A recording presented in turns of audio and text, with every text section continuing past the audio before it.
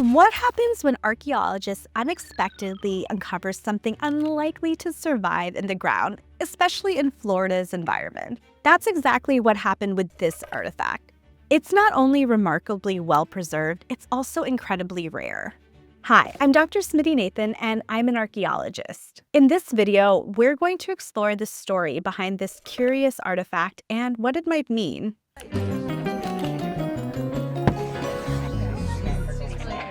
This is the Key Marco cat. It's a pre-Columbian artifact that was likely carved by the Calusa people or their Muspa ancestors. We think that the Muspa were most likely absorbed into the Calusa sphere around 1300 CE. This artifact was excavated in 1896 by anthropologist Frank Hamilton Cushing at the site of Key Marco in southwest Florida. It was most likely created between 500 to 1500 years ago. Scholars are unsure of its exact age, but argue it must be at least 500 years old due to a lack of European goods found at the site. If we zoom in, we see the Key Marco cat is 6 inches tall, weighs less than half a pound, and is carved from unidentified hardwood. We haven't been able to identify the wood because this would require extracting a sample, which given our current technology would be destructive to the artifact. We don't want to do this because wooden objects often don't preserve well in the archaeological record because they decompose over time. When it comes to Florida, many areas of the state are warm and humid, which promotes microbial activity that would especially help things decompose. Now, oxygen plays a key role in this process because most microbes and fungi responsible for decay need oxygen to survive. However, the incredible preservation of this artifact is owed to its burial in a layer of oxygen-free muck. Scholars have interpreted this artifact to be an anthropomorphic feline statuette. What do we mean by anthropomorphic? This means the statue has both animal and human characteristics, but it's referred to as a cat due to its general feline appearance. A leading hypothesis is that it was most likely modeled on a Florida panther, but more on that soon. The figure is depicted squatting with its front paws stretching down and resting on its hind legs. In fact, one theory proposes that the statue might be an individual in the midst of a transformation between human and panther. But there are a lot of theories surrounding this enigmatic artifact. Explanations range from a piece of sacred furniture to representing a living deity. Scholars have turned to colonial European accounts of the Calusa people to determine how this object might have been used, as there are no known written records by the Calusa. Such documents mentioned idols being worshipped in local temples.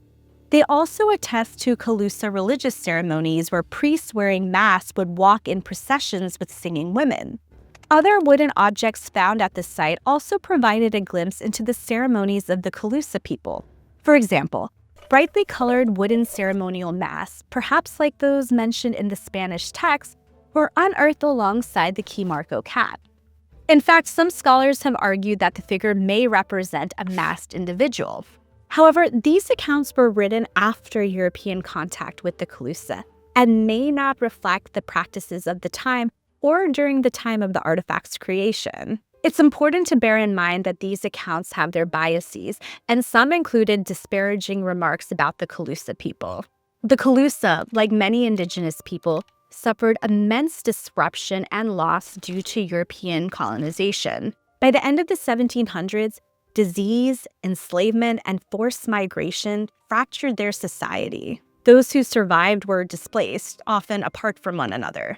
So this is why we don't know more about the people who probably created this artifact. Now, colonial European accounts are not the only way scholars have tried to better understand the Key Marco cat. In his book, The 9 Lives of Florida's Famous Key Marco Cat, Austin Bell, curator of the Marco Island Historical Museum, draws upon ethnographic analogies with other indigenous peoples from the Florida Peninsula to offer possible explanations for how this object might have been used. For example, Bell mentions that southeastern indigenous cultures generally portrayed panthers as a dangerous creature in myths relating to hunting or warfare. And the Key Marco cat was found in the vicinity of other objects such as arrows and other remains of warrior and hunter paraphernalia. Among the 16th century Tampa Bay Usita people, individuals were venerated after killing a panther. Perhaps the key Marco cat was created in their likeness and presented to someone after they killed a panther. Other evidence might point to the key Marco cat acting as a representative of a kinship group at Key Marco. Bell argues that in southeastern cultures, including the Florida Seminole, who may have lived alongside the Calusa, special offices were held by members of specific clans. Wood carvings, including felines, found at the nearby Fort Center had been argued by some to represent clan totems. Thus, certain Key Marco houses may have represented lineages such as the Panther clan. In the Mississippian Southeast, temple shrines containing ancestor cult figurines were erected on the tops of mounds. The Key Marco cat may have represented a founding ancestor of the community. These are just a few of the ethnographic comparisons that have been made to the Key Marco cat. But it's important to bear in mind that these comparisons are speculative. While neighboring indigenous communities might have had some shared beliefs, it doesn't guarantee it. In fact, since this is a pre-colonial artifact, the beliefs of the Calusa that the Europeans encountered might have been different from the beliefs of the Calusa who created the artifact. So while these different colonial accounts and ethnographic comparisons can be helpful in informing our interpretations, we need to approach them with care and understand their limits. In its lifetime, the Key Marco cat has been on display for 74 years at the Smithsonian and has traveled to 8 other U.S. cities as part of 9 different exhibitions. However, in 2018, it went on display at the Marco Island Historical Society for the first time in 100 years. Marco Islanders and local museum stakeholders had long anticipated the return of this important artifact, particularly with the opening of the Marco Island Historical Museum in 2010. At the moment, it will remain on loan there until 2026. The Key Marco excavations and the objects found there are incredibly important because these finds constitute the most complete and comprehensive assemblage ever discovered in a pre-Columbian Florida archaeological deposit. The Key Marco cat is also important due to its rarity.